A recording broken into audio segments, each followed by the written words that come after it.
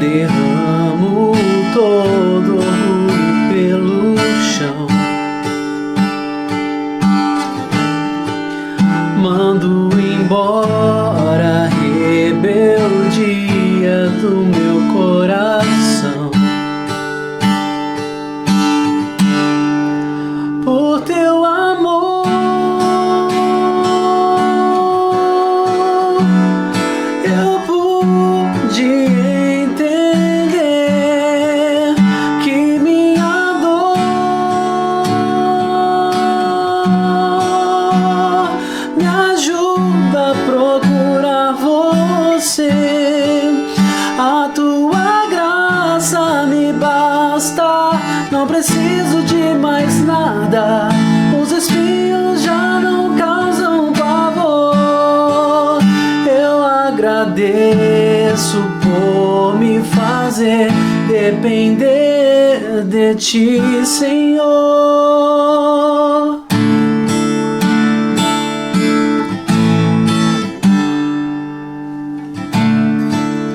Sem entender a tua proteção,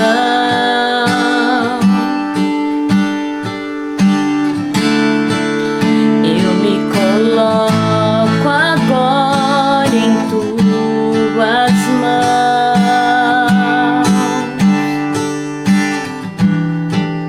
Sem hesitar, derramo todo orgulho pelo chão. Mando embora a rebeldia do meu coração. Por teu amor,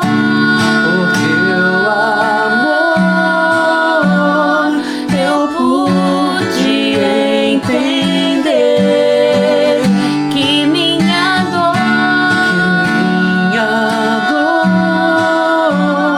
me ajuda a procurar você.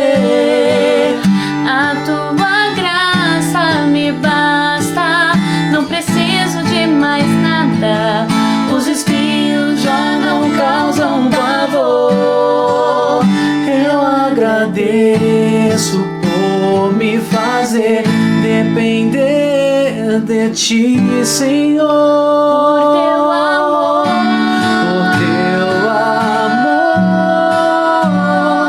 eu pude entender que minha dor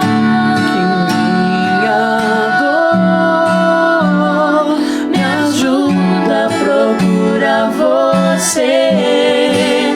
A sua graça me basta, não preciso de mais nada. Os espinhos já não causam pavor. Eu agradeço por me fazer depender de ti, Senhor.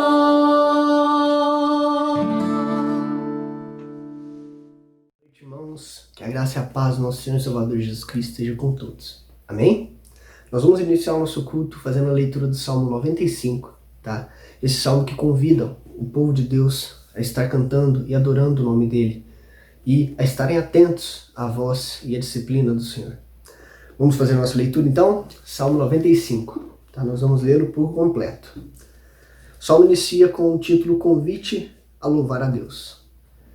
Venham, cantemos ao Senhor com júbilo, celebremos o rochedo da nossa salvação.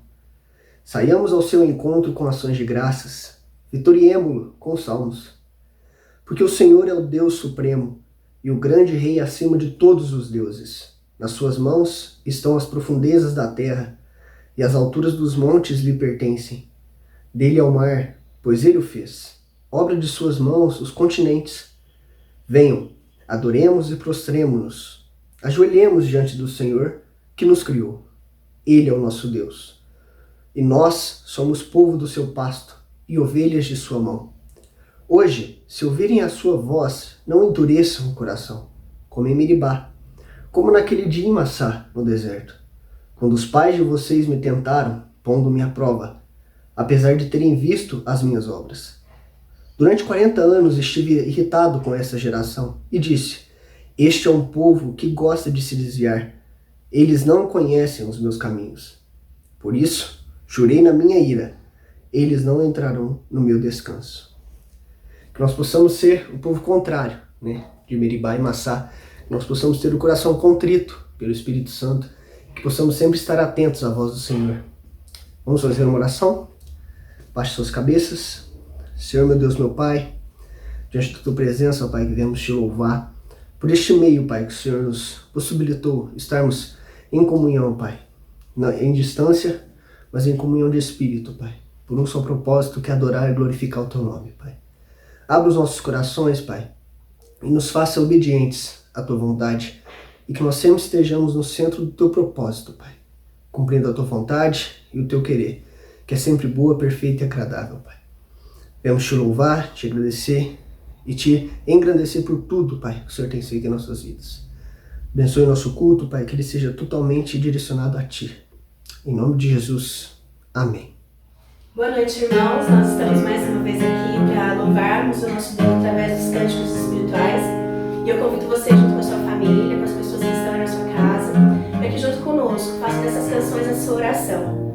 Muitas vezes nós nos sentimos sozinhos, nós questionamos sobre as tribulações, as dificuldades que nós passamos nas nossas vidas, mas a palavra do Senhor diz que tudo é sobre Ele, é tudo sobre Ele, as nossas dificuldades, as nossas alegrias, as nossas tristezas. Deus está no controle de todas as coisas. Moisés e o povo, quando estava saindo do Egito, eles provaram cada um desses processos. Os processos que nós passamos, muitas vezes nós não compreendemos durante esse processo, mas é esse durante que nos ensina que é tudo sobre Deus. Deus está no controle de tudo e Ele sempre quer nos ensinar. Tudo que Deus faz, Ele nos traz um ensino para nos moldar e nos tornarmos mais parecidos com Cristo. Vamos louvar juntos?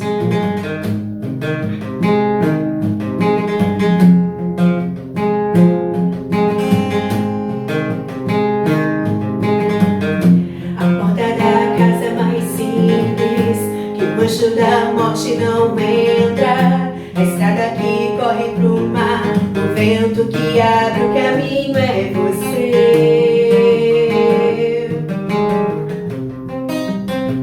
É você.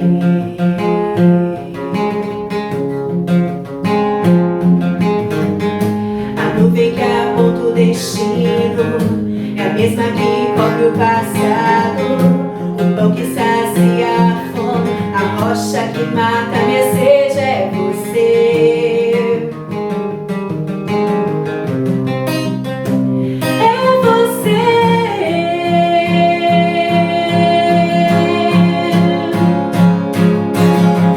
Mais perto do monte, mais perto da face, me expando com o peso da tua glória. Mais perto da glória, mais perto da morte, o medo quer me parar, então me tira o medo que me faz dizer Moisés, só em meu lugar, me faz entender que a tempestade é você, chuva forte é você, vento forte é você, e o que me faz tremer as pernas, a porta aberta é você, mas a fechada é você, é tudo sobre você.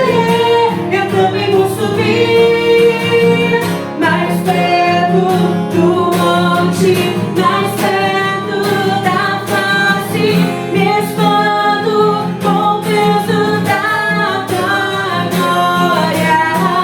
Mais perto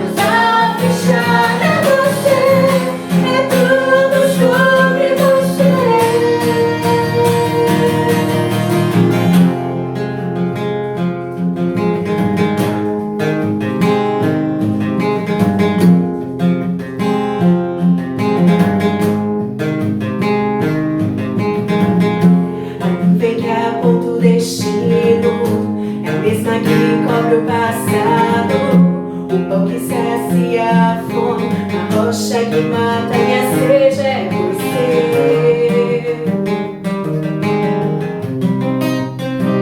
É você.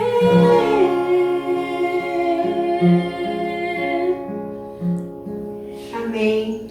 Como é bom nós podermos louvar o nosso Deus e saber que é tudo sobre Ele, está tudo sob o controle dEle, porque Ele é soberano sobre todas as coisas, sobre todos os reinos. Ele é o Rei dos reis, o Senhor dos senhores, e é este Deus que nós louvamos. Amém?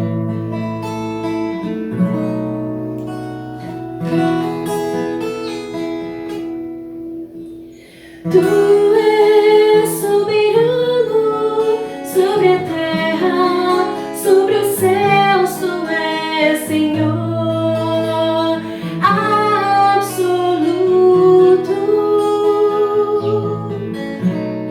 Tudo que existe e acontece, tu sabes muito bem. Tu és tremendo, tu és soberano. Tu és soberano sobre a terra, sobre os céus, tu és Senhor absoluto. Tudo que existe e acontece, tu sabes muito bem. Tu és tremendo. E apesar dessa glória que tens, tu te importas comigo também. E este amor tão grande eleva-me, ama-me a ti. Tu és soberano sobre a terra, sobre os céus, tu és Senhor absoluto. Tudo que existe e acontece, tu sabes muito bem. Tu és tremendo. E apesar dessa glória que tens, tu te importas comigo também. E este amor tão grande eleva-me, ama-me a ti. Tu és tremendo. E apesar dessa glória que tens, tu te importas comigo também. E este amor tão grande eleva-me, ama-me a ti. Tu és tremendo. Tu és tremendo.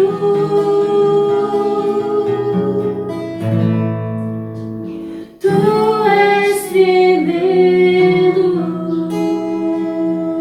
Obrigada, Senhor Jesus, por essas oportunidades que o Senhor nos dá. As oportunidades que nós temos de louvar e engrandecer o Teu santo nome, Pai. Obrigado, Senhor, porque o Senhor move os nossos corações, o Senhor move as nossas vidas.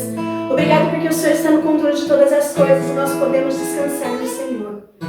Cuida dos nossos corações, das nossas mentes, dos nossos lares, e que a palavra do Seu servo estará ministrada nesta noite, Pai. Venha de encontro ao nosso coração, que ele seja o instrumento do Senhor em nossas vidas. É no nome santo de Jesus que nós oramos e te agradecemos. Amém.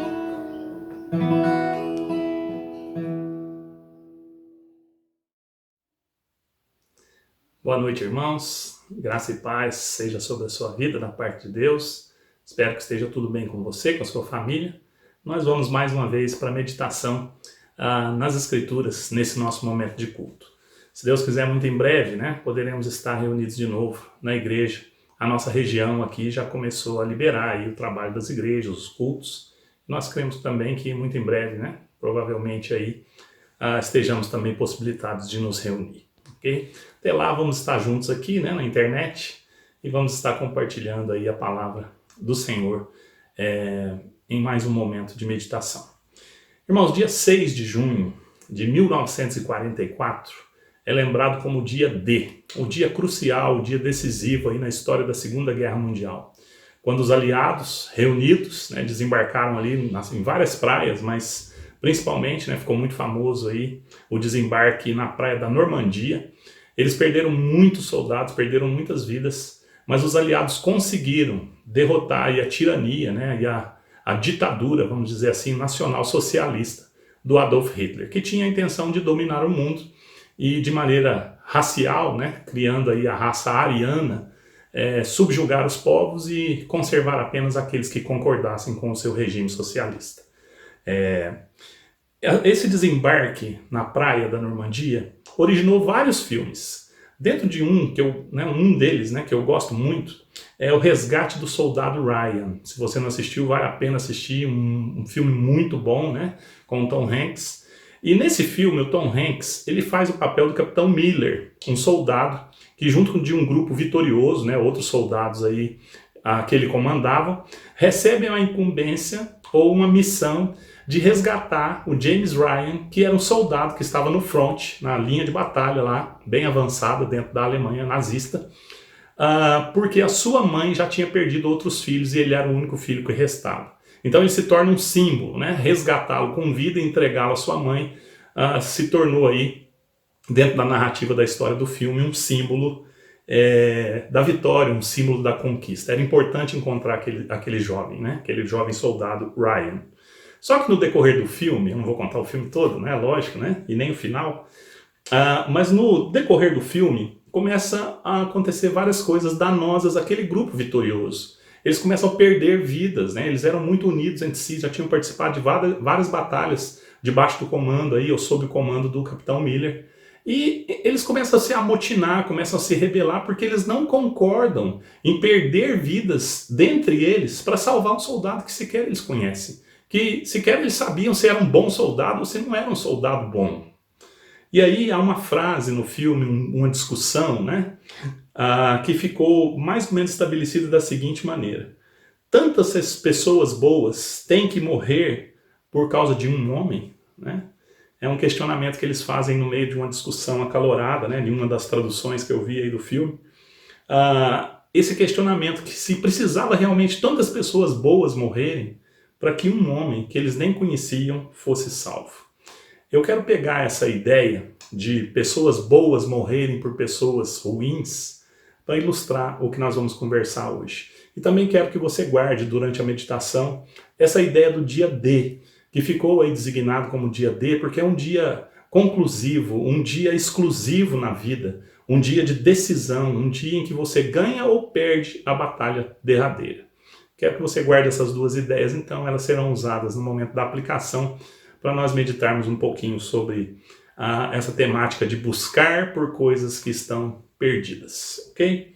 Eu quero convidar você então para abrir no Evangelho de Lucas, no capítulo 15. Nós vamos ler do verso 1 até o versículo, né, o verso 7 do capítulo 1, do capítulo 15 do Evangelho de Lucas. Abra lá comigo, por favor, e vamos fazer então a nossa leitura do texto, o texto da nossa meditação de hoje. O versículo 1 e 2 é utilizado por Lucas como introdução para todo um bloco de parábolas, tá? Nós estamos dentro do Evangelho de Lucas. Lucas era um pesquisador, né, um médico aí, seguidor de Jesus, que escreveu o Evangelho de Lucas e o livro de Atos. Eles são um livro só, vamos dizer assim, né? A sua composição foi intencional. E aqui dentro do bloco 14, né, até um pedaço do 13 mesmo, 15, Lucas vai utilizar de várias parábolas selecionadas para mostrar ensinos, ok? Por exemplo, nós começamos no versículo 15 do capítulo 1, uma sequência de 3 parábolas sobre coisas perdidas. Eu vou explicar isso daqui a pouquinho no nosso contexto, dentro do nosso sermão. Mas a ideia de Lucas, ao selecionar essas parábolas, era demonstrar o amor de Deus pelas coisas, ou as pessoas, claro, né, perdidas, tá?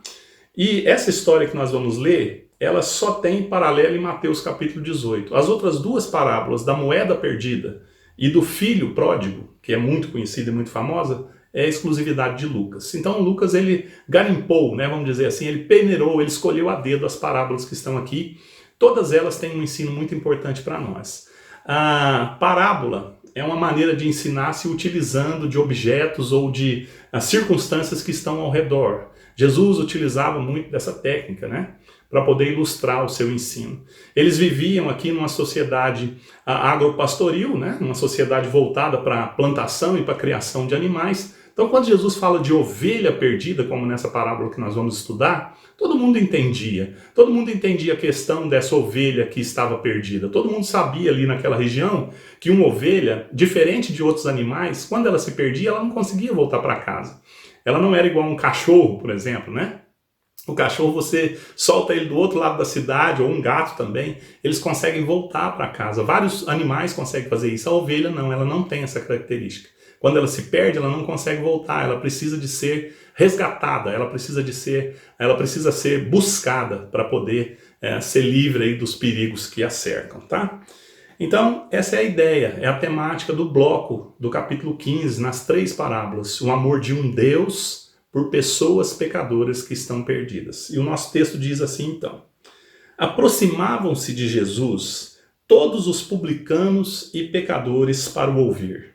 Os fariseus e os escribas murmuravam dizendo: este recebe pecadores e come com eles. Então Jesus lhes contou esta parábola: qual de vocês é o homem que, possuindo 100 ovelhas e perdendo uma delas, não deixa no deserto as 99 e vai em busca da que se perdeu até encontrá-la? E quando a encontra, põe-na sobre os ombros, cheio de alegria.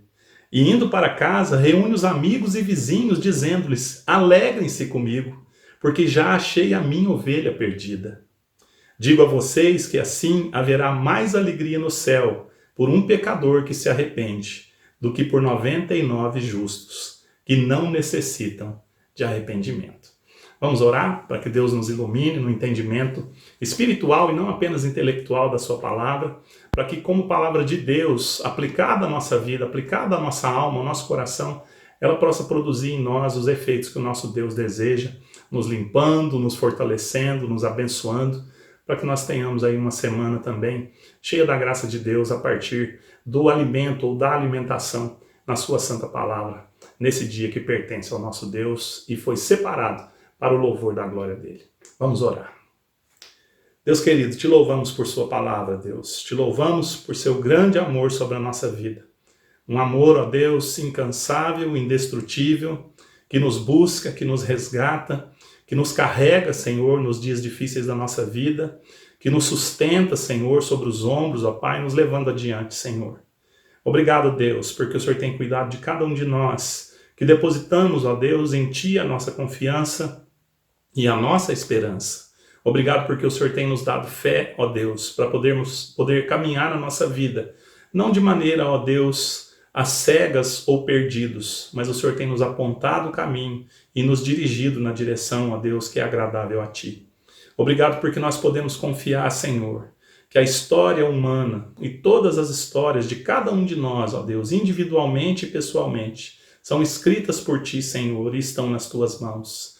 Obrigado porque ao nos lembrarmos desse dia D, na Segunda Guerra Mundial, nós percebemos, Deus, que as nações não têm poder, ó Deus, sobre todas as coisas, mas é o Senhor que tem todo o poder. E assim nós podemos crer, olhando para a história, que ela se concretizará e terminará, Senhor, exatamente da maneira como a Tua palavra diz. E aqueles que creem em Ti, aqueles que são encontrados por Ti nessa vida de perdição, aqueles que têm os seus pecados perdoados por Seu Filho Jesus, receberão um dia, Deus, a vitória, Senhor. Receberão um dia a celebração da grande conquista do Teu Filho Jesus na cruz por nós. Ajuda-nos, ó Deus, nesses dias de guerra em que nós vivemos, onde o ser humano, ó Deus, a raça humana se mostra cada vez mais perdida, ó Deus, em seus pecados, em suas maldades, na sua falta de amor, de justiça, de retidão. Ajuda-nos, ó Deus, a não vivermos como as pessoas têm desejado viver, mas a desejarmos ser para o Senhor, ó Deus, como aquelas ovelhas mansas que foram encontradas por seu amor um dia. É a nossa oração.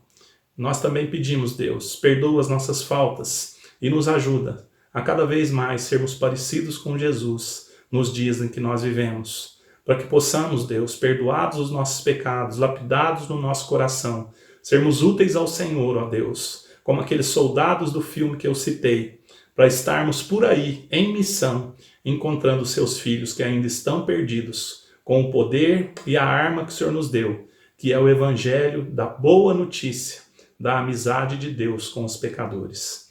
Ajuda-nos a demonstrar esse amor na pregação do Evangelho, na propagação do Teu reino, como Jesus fazia, Senhor, com os pecadores, ao estar com eles e falar do Seu amor, sem todavia, ó Deus, se contaminar pelo pecado.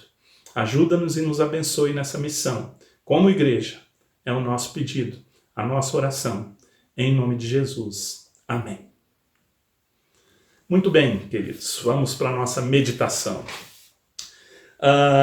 Então, eu já expliquei que o capítulo 15 aí faz parte desse bloco, né? Faz parte desse bloco de parábolas, demonstrando o amor do Pai, então, pelos perdidos. Nesse contexto específico, do versículo 1 até o 7, o pastor busca a ovelha perdida. Na sequência, você vai ver uma mulher procurando uma moeda perdida e o pai se afligindo aí porque um dos filhos, né, ou os dois filhos, se você interpretar a parábola como eu gosto de interpretar, os dois filhos perdidos. Por que Lucas faz isso? Alguns estudiosos acreditam que Lucas queria chegar num clímax e ir mostrando para nós proporcionalmente, né, a grandeza desse amor se intensificando nas histórias, na parábola, nesse bloco que nós estamos. Se você pensar dessa maneira, fica fácil você entender. O pastor tinha 100 ovelhas e perde uma. A mulher tinha 10 moedas e perde uma. O pai tinha 2 filhos e perde um.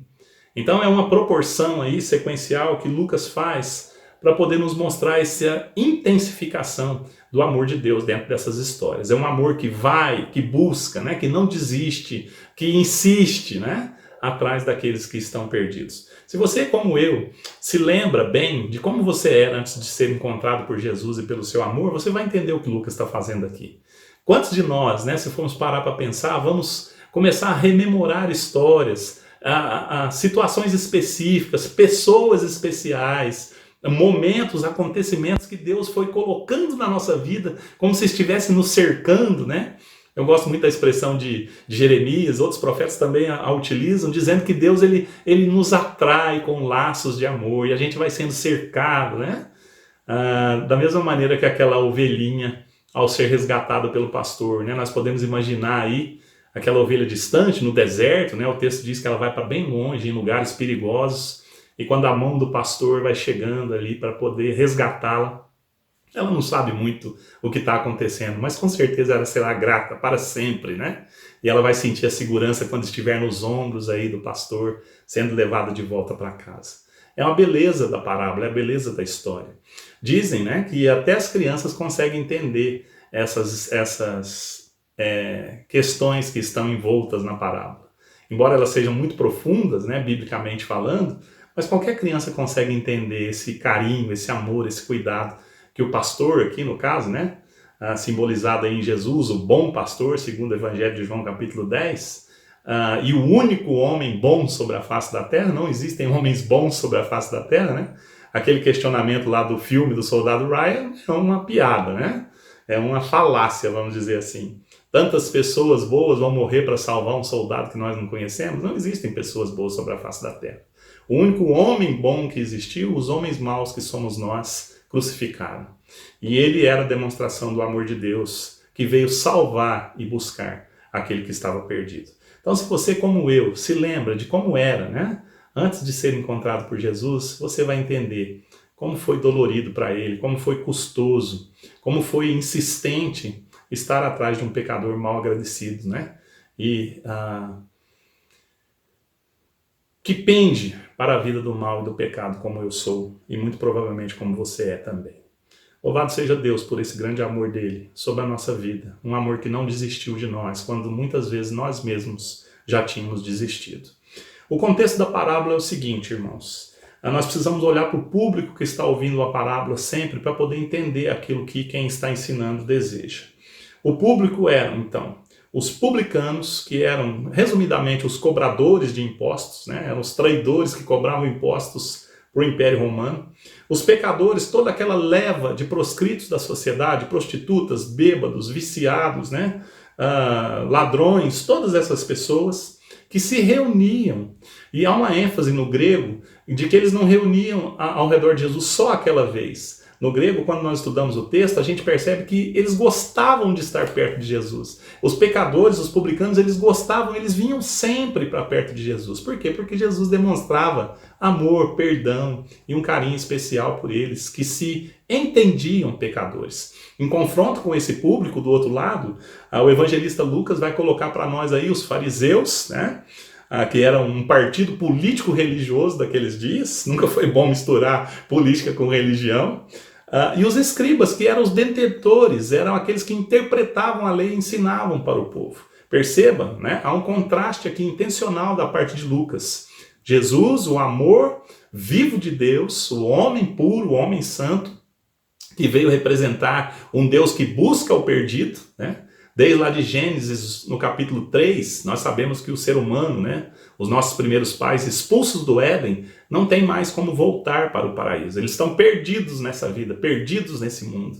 É isso que a história bíblica simboliza para nós. E quando Jesus vem nos evangelhos, ele diz, né, principalmente no evangelho de João, eu sou o caminho, a verdade e a vida, não tem jeito de voltar para o Pai se não for por mim.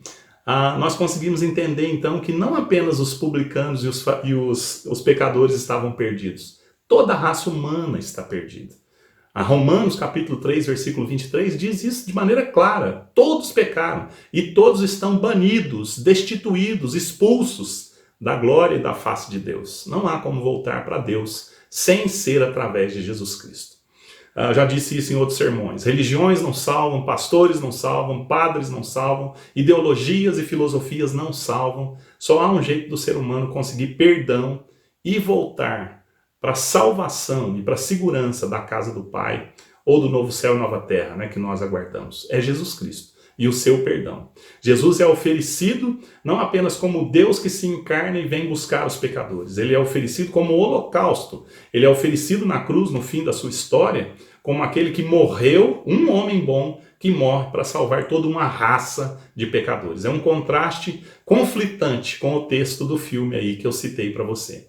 Ali, homens maus, né, com as mãos sujas de sangue, já tinham matado um monte de pessoas, já tinham feito mal para um monte de pessoas naquela guerra, né?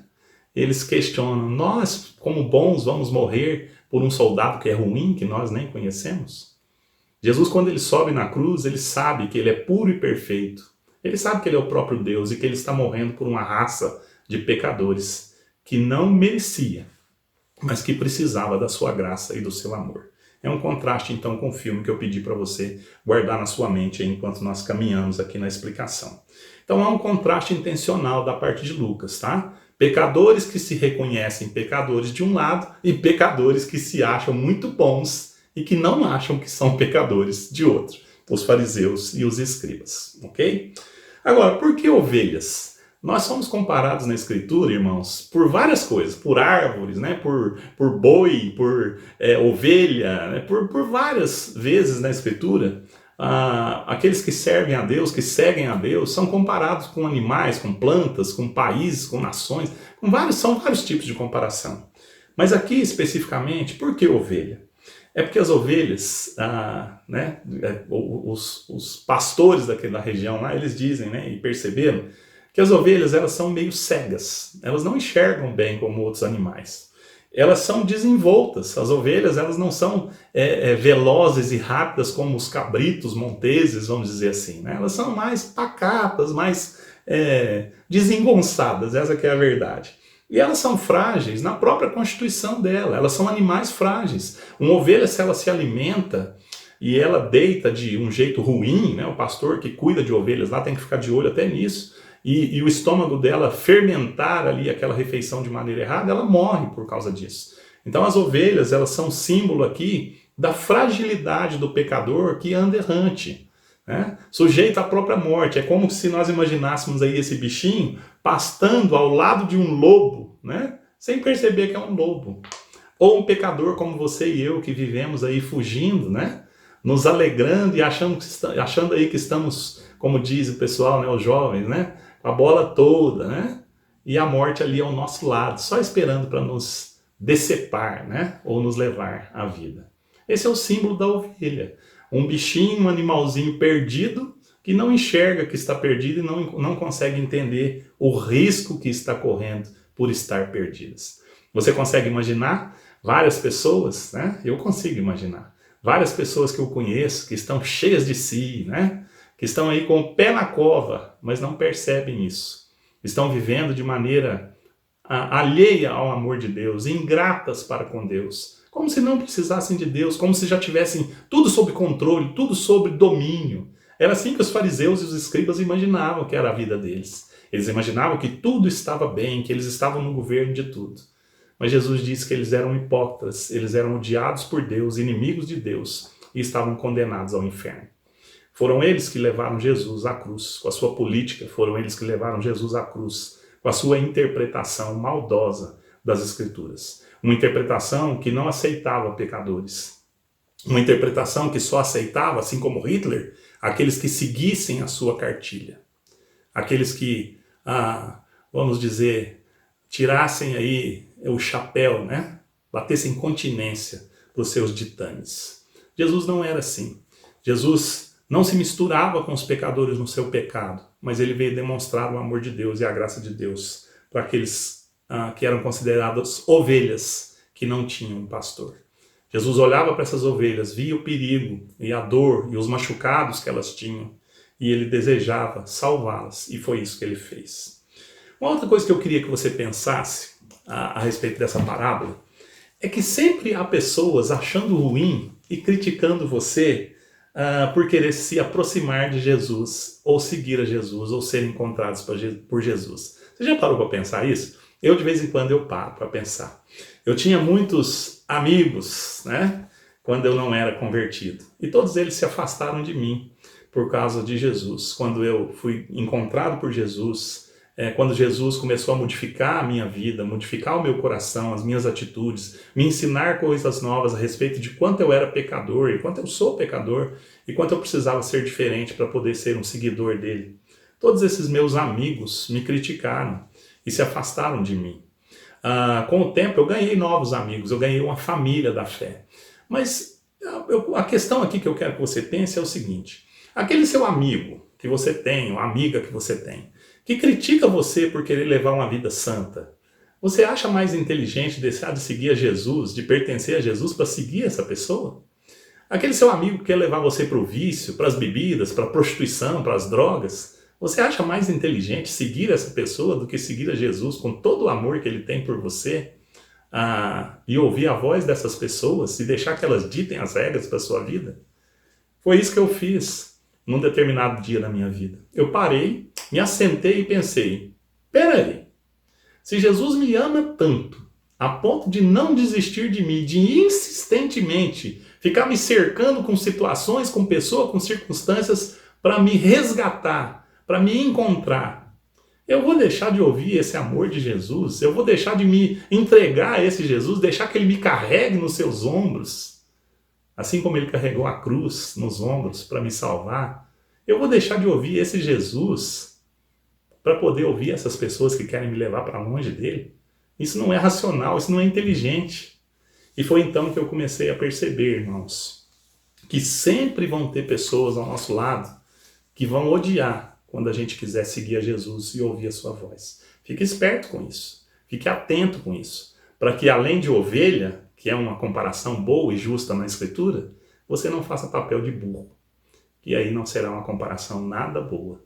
Mas realmente, se nós deixarmos de ouvir a Jesus, deixarmos de desejar o seu amor, de aceitar o seu amor resgatador, para ouvir as pessoas que acham ruim de nós queremos nos santificar, nos consagrar a Ele, as pessoas que querem nos levar para o inferno e para longe de Jesus, isso não é uma coisa boa de se fazer. Pense racionalmente no que eu estou te dizendo. Depois, se você quiser continuar essa conversa, né, pode me mandar um WhatsApp ou pode me procurar pessoalmente, se você é minha ovelha, para nós conversarmos isso. Eu tenho visto muitas ovelhas sendo enganadas pelo lobo e estão todas satisfeitas, deixando o amor de Jesus e lidando e brincando com a morte, sem refletirem em passagens da Escritura como essa aqui que nós estamos vendo. Faça um check-up sobre as pessoas, né, que tentam te afastar ou zombam de você por querer servir a Deus. Elas querem o seu bem ou só querem estar certas nas suas próprias razões? Ou querem ter companhia quando forem para o inferno? Pense nisso. Os fariseus, irmãos, eles só queriam aqueles que andassem debaixo dos seus métodos.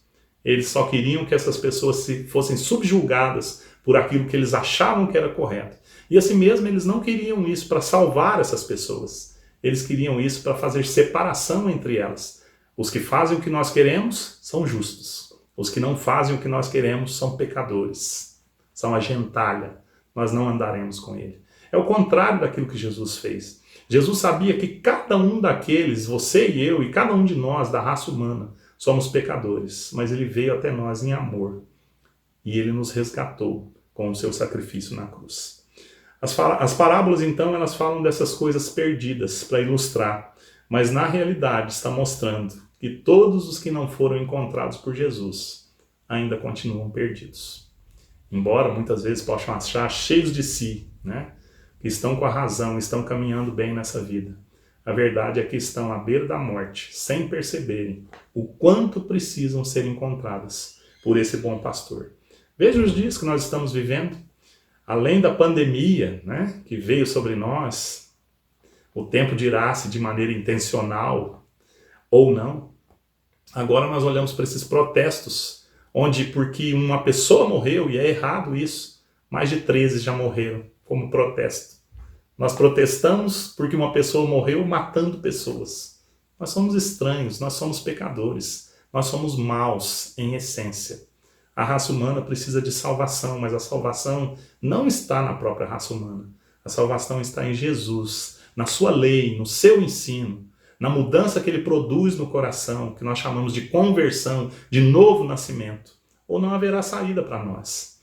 O mundo vive dias tenebrosos, dias incertos, instáveis, da mesma maneira que estava antes da Primeira e da Segunda Guerra Mundial. Se você estudar a história, você vai perceber o que eu estou falando. Instabilidade mundial, políticos corruptos, ditadores tentando implantar as suas doutrinas, interesses financeiros e escusos por detrás das ações dos homens. Não se passou nem 80 anos ainda da Segunda Guerra Mundial e nós já estamos no mesmo cenário e às portas, quem sabe, de terríveis coisas sobre a humanidade. Oremos para que isso não aconteça. Oremos para que os homens sejam encontrados por Jesus. Oremos para que a igreja de Jesus faça o que ele fazia. Se aproxime desses pecadores, não para concordar ou pecar com eles, mas para poder mostrar a eles o quanto eles precisam ser encontrados enquanto ainda têm vida, enquanto os lobos ainda não destruíram as suas vidas e as suas almas. E aí nós olhamos então para a parábola, né? Para a figura desse bom pastor. Ah, como Jesus é bom.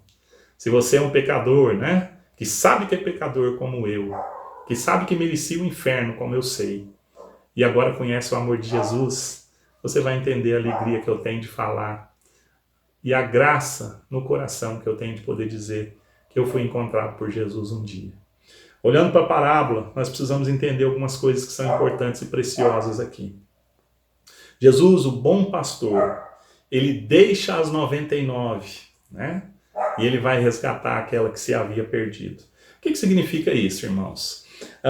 Muitos teólogos já interpretaram essa ideia de deixar as 99 durante a história, né, da igreja e da interpretação.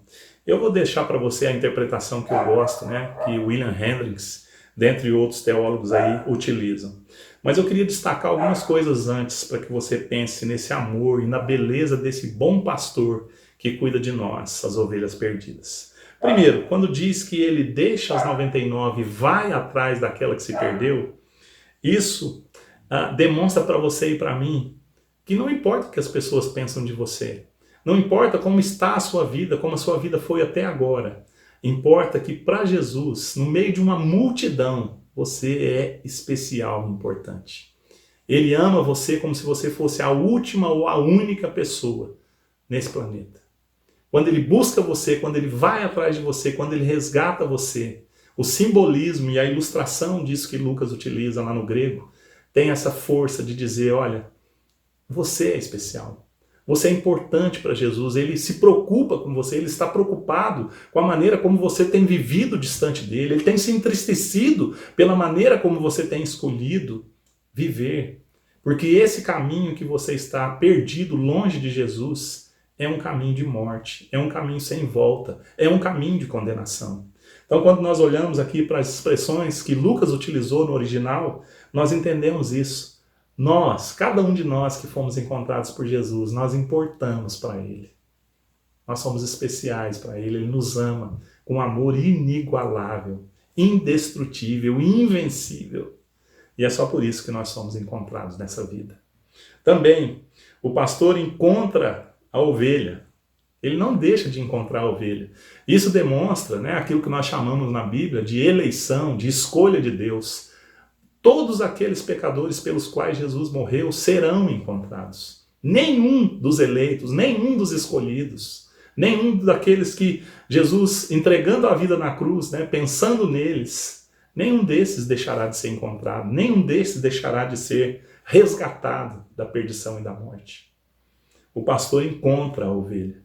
Se Jesus, né, não tivesse vindo até nós, se Jesus não fosse atrás do pecador, ninguém seria salvo. O Steve Lawson, né, um pastor aí presbiteriano, num de seus sermões, ele diz isso. Se Jesus não tivesse vindo até mim, eu jamais iria até Jesus. Quem estava perdido, como dizia o Simonton, né, era eu estava perdido, não Jesus. Eu tinha um amigo, daqueles que eu falei, que tinha atrás de um Chevette, que ele tinha escrito assim, não me siga, estou perdido. Eu li aquilo e eu achava engraçada aquela frase, não me siga, estou perdido. E hoje eu entendo realmente que eu fiz um bom negócio, ou eles fizeram, né, ao me abandonar.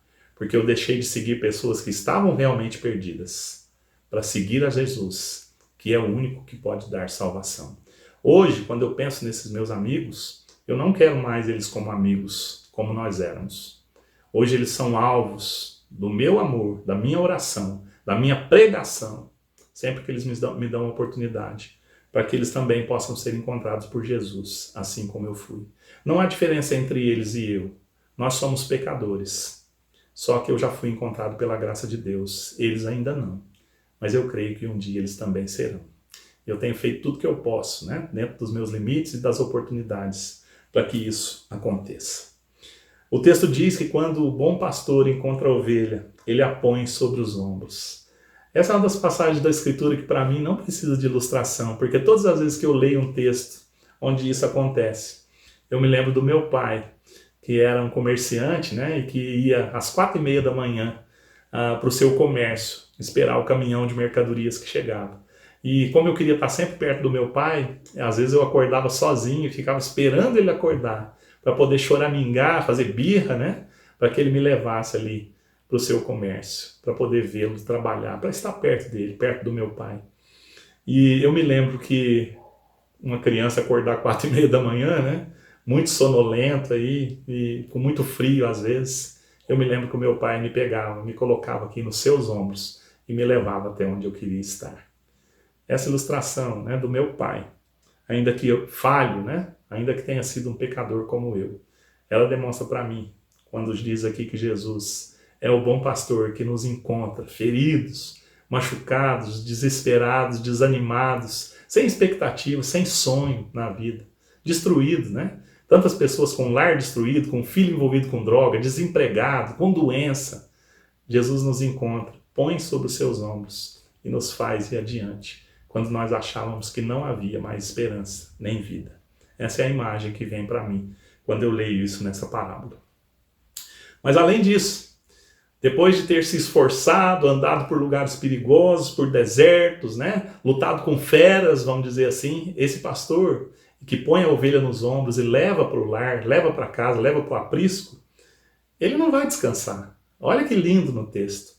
Ele chega, mesmo cansado daquela luta, né, daquela lida, ele convida os amigos e os vizinhos e diz: venham se alegrar comigo, porque eu encontrei a minha ovelha que estava perdida. E aqui também no texto grego há uma ênfase, como se Lucas estivesse dizendo para você e para mim: você é a ovelha que Jesus estava procurando.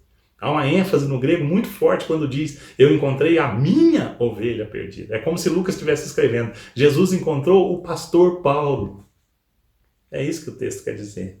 Eu era essa ovelha perdida que Jesus encontrou.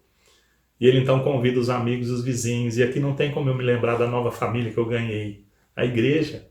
Eu perdi alguns amigos, né, os quais eu tenho agora orado para que sejam encontrados por Jesus. Mas eu ganhei uma nova família, novos amigos, novos irmãos, pessoas que querem me levar cada vez mais para junto de Jesus e não para longe dele. Como é bom fazer parte dessa família, a qual eu me dirijo agora, né? Ela é uma família preciosa, da qual nós não merecíamos, mas fomos enxertados, né? Colocados ali por Jesus. Uma família de muitos irmãos, todos pecadores, lavados e remidos pelo sangue de Jesus. E eles então celebram, né, a conversão, ou resgate, ou encontrar daquele que se havia perdido. O pecador simbolizado pela ovelha. Irmãos, a conversão é o maior milagre que a Escritura narra. Há cegos sendo curados, né, coxos voltando a andar. Há muitos milagres na Escritura, mas a conversão, um pecador que entende que é pecador, que entende que precisa de Jesus e que se rende ao seu amor e à sua graça, sendo resgatado, esse é o maior milagre que a Escritura valoriza e narra para nós. É isso que é simbolizado aqui no fim dessa história. Mas eu não posso deixar de terminar e aplicar sem interpretar para você aquilo que eu disse sobre as 99 ovelhas que ele deixa. Jesus aqui ele está fazendo um sentido, vamos dizer assim, de ironia. Os fariseus e os escribas que achavam ruim de Jesus se aproximar, ou dos pecadores que se aproximavam dele, eles achavam que eram justos. Eles achavam que não precisavam de arrependimento. Eles achavam que já estavam se salvando, né? Que as obras que eles faziam, ou a moralidade que eles tinham, diante de um Deus puro e santo e justo, era suficiente para poder fazer com que os seus pecados não aparecessem ou não transparecessem. O que eu tenho para dizer para você é o seguinte: não caia nessa. Não entre nessa. A religião não pode salvar os homens. A religião é o veículo apenas, se ela fizer da maneira correta, de levar o evangelho até as pessoas. Mas o único que pode salvar é Jesus Cristo, o Deus encarnado. Nenhum outro ser, nenhuma outra criatura, nenhuma outra filosofia e ideologia, como eu já disse, pode trazer salvação.